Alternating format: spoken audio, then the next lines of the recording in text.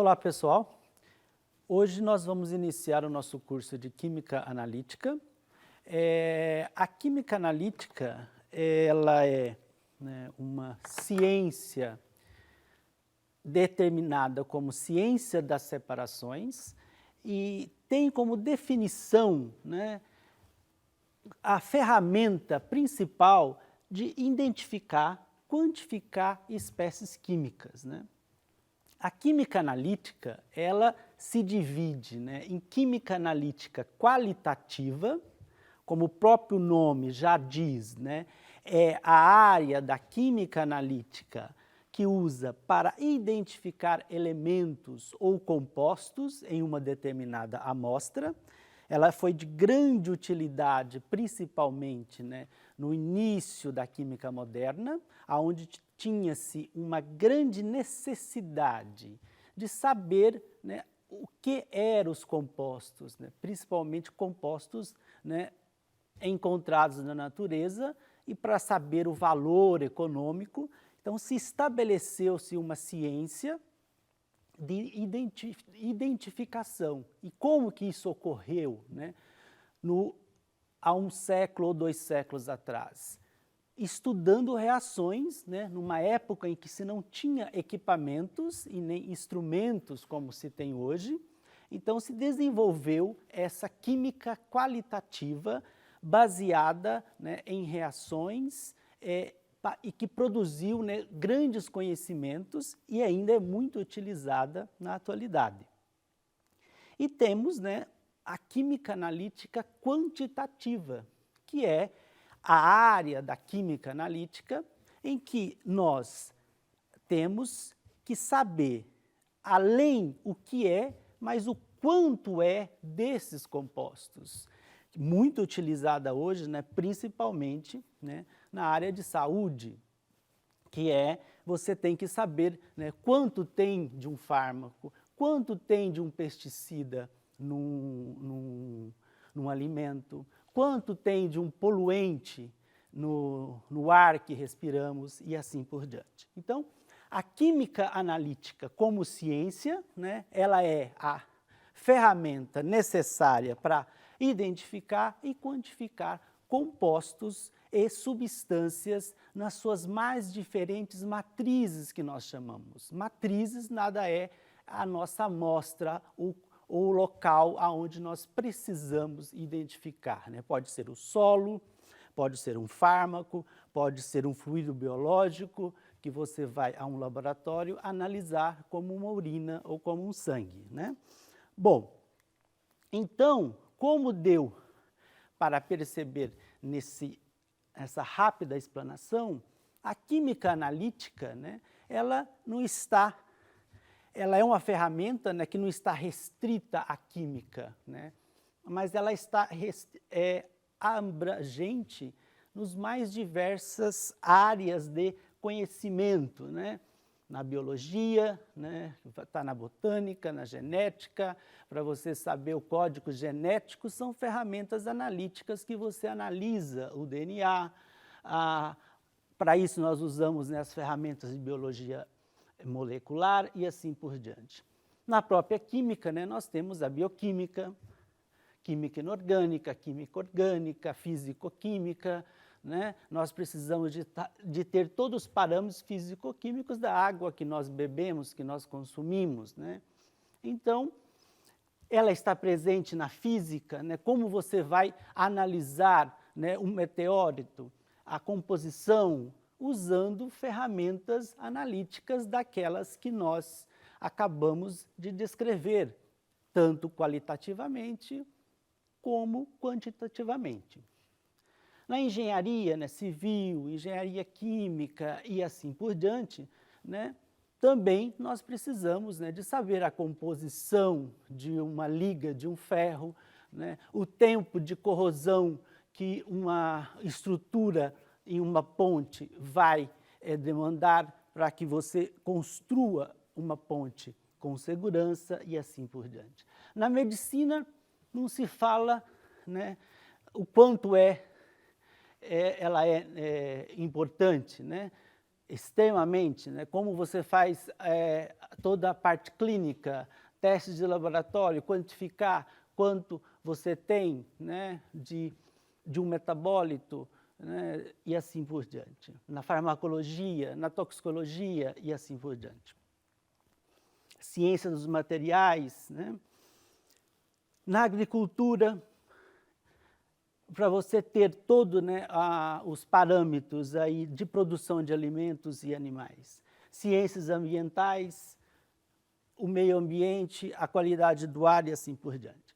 Então, aqui nós temos uma noção da abrangência do papel da química analítica, né, nos mais diversos setores de aplicação, como uma ferramenta. Então, entender a química analítica se faz necessária, né, para ter a noção dessa dimensão. Mas para exercer, né, aquela figura anterior, né, nós temos a química analítica, principalmente a quantitativa, né, dividida em 4 sub-áreas. Essas sub-áreas nós vamos discutir ao longo do nosso curso, né, de todas as aulas, que são como os experimentos se organizam, né? Nós temos os métodos gravimétricos, os métodos volumétricos, métodos eletroanalíticos e os métodos espectroscópicos. Essas 4 subclasses, né, aonde nós dividimos os experimentos em química analítica conforme as suas similaridades, né, e as suas características individuais. Bom, os métodos gravimétricos, extremamente utilizados, né, eles determinam a massa do analito ou de algum composto quimicamente a ele relacionado, baseado em uma reação. E foram, né, os primeiros métodos analíticos a surgir, né, que muitas vezes esses métodos não necessitam de grandes equipamentos, mas sim, né, de reações e de conhecimento de química e de cuidados experimentais no laboratório, né? Aqui temos um exemplo muito clássico, que foi uma das primeiras reações gravimétricas, que é a determinação de prata, usando, né, a reação cloreto de sódio com nitrato de prata, que dá um precipitado branco instantaneamente, né? E ele foi muito importante na determinação de prata aí há alguns séculos atrás, e é uma das primeiras reações, né, da química analítica como ferramenta e não mais a química como uma ciência esotérica, mas sim como uma ciência industrial, né, de aplicação prática, não mais a alquimia, que foi a determinação de prata, que era para evitar a falsificação de prata.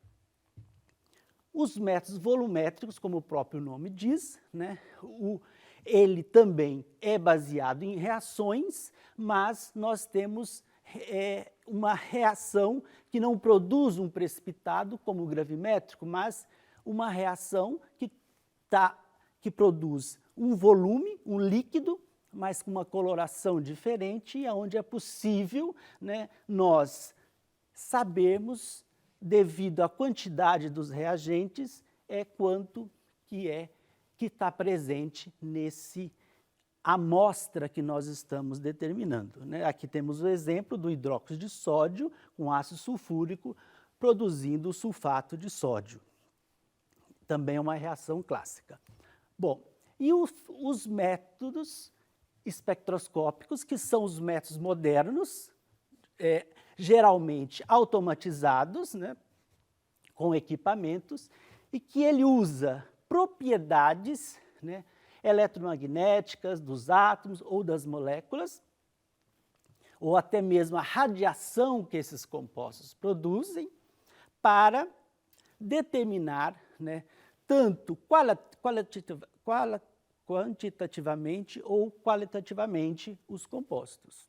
Bom, Essas ferramentas, né, somadas mais recentemente com os métodos eletroanalíticos, também considerados métodos instrumentais, são os métodos que usam, né, os métodos eletroanalíticos, as propriedades elétricas dos compostos, também para a determinação quali e quantitativamente. Bom, esses dois últimos, os espectroscópicos e os eletroanalíticos, eles são equipamentos. Podem ser equipamentos simples, né, como um eletrodo, ou grandes equipamentos para a determinação desses compostos.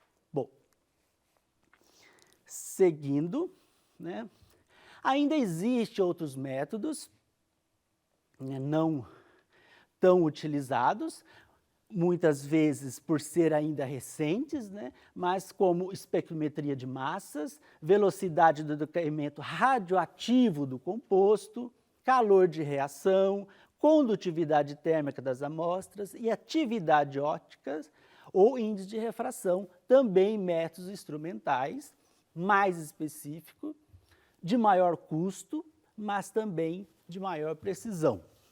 Que na parte final do curso nós vamos discutir algumas dessas ferramentas, né? Principalmente a espectrometria de massas, que é uma ferramenta analítica que tem crescido e de grande importância na indústria de alimento e na indústria farmacológica. Bom, mas para ter sucesso, né, em uma análise química, nós temos que ter uma série de cuidados. Cuidados estes, né, que são a amostragem correta, a dosagem dessa amostra, o processamento dessa amostra, a definição dessas réplicas, né, nós não podemos fazer uma única análise, né, temos que eliminar os interferentes. Você tem uma amostra de um solo, você tem que fazer algum procedimento para eliminar esses interferentes, fazer os cálculos e provar a confiabilidade da sua análise, que realmente a sua determinação reflete a realidade química, né? Você coletou água de um rio, você tem que pegar vários pontos, você tem que saber o histórico desse rio e assim por diante, né? E claro que toda medida química, como qualquer medida que você faz, ela tem erros, né? Tem os erros toleráveis e os erros que não podemos tolerar. Então, para que as suas medidas fiquem dentro de um erro tolerável, né, nós temos o quê? Né? Os significados desses erros, né? Nós temos que ter, né, principalmente, saber, né, o valor esperado, né, e o valor medido que você tem, né, que são o valor verdadeiro e o valor determinado, que é o conhecido. Para isso, nós sempre usamos o quê? Materiais de referência para nós sabermos que o que nós estamos realmente determinando realmente é verídico, não existe um erro, né, tanto de cálculo quanto de amostragem. Bom,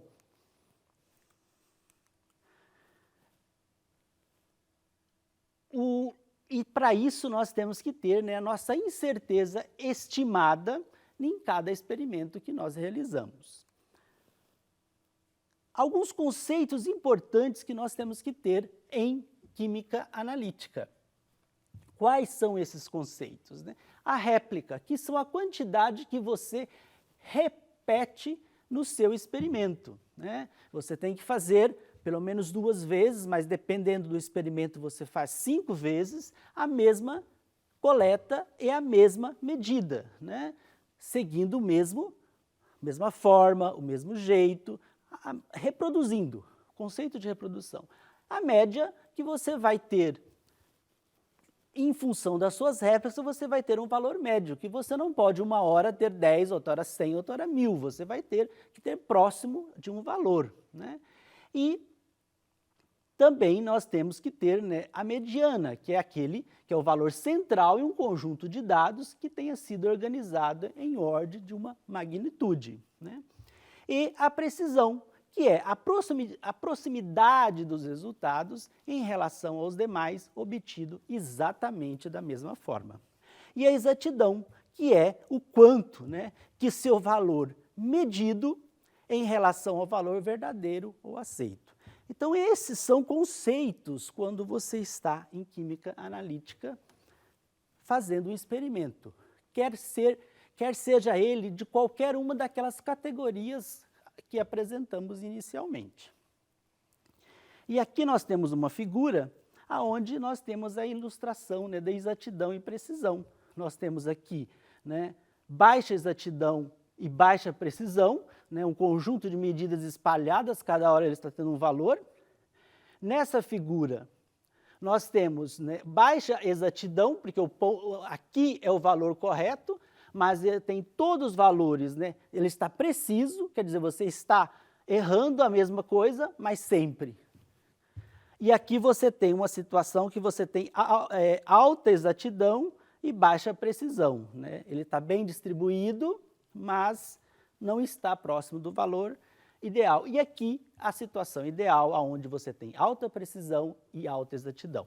Bom, e finalmente o erro relativo, que é o quanto você tem das suas amostras variando em função do valor, né, do valor esperado, do valor verdadeiro, que geralmente você coloca ali em porcentagem, o quanto ele varia em função do que você tem, né, como o valor médio, né? Então, essa situação, né, você tem que ter ele quanto menor, né, quanto menor esse erro relativo, melhor está sendo a sua determinação, quer dizer, a sua medida, e também próximo ao seu valor de referência, que é aquele valor de um padrão conhecido que você utilizou. Então, aqui nós temos uma situação, né, real da determinação por um analista, né, de um fármaco, onde nós temos as diferentes situações, né? Aqui é a mesma explicação daquele exemplo de pizza, né? Mas aqui é a situação onde nós temos, né, isso aqui é o valor correto e onde nós temos esse analista 1 com todas as medidas próximas do valor ideal do que se tem, né? E aqui os outros analistas que têm maiores erros devido, né, esses são erros do processo de medida, onde são causas principalmente de falta de cuidado. Bom, aqui nós temos, então, essa ideia geral nessa aula do conceito de química analítica e aonde abordamos, né, os principais conceitos em química analítica. Obrigado.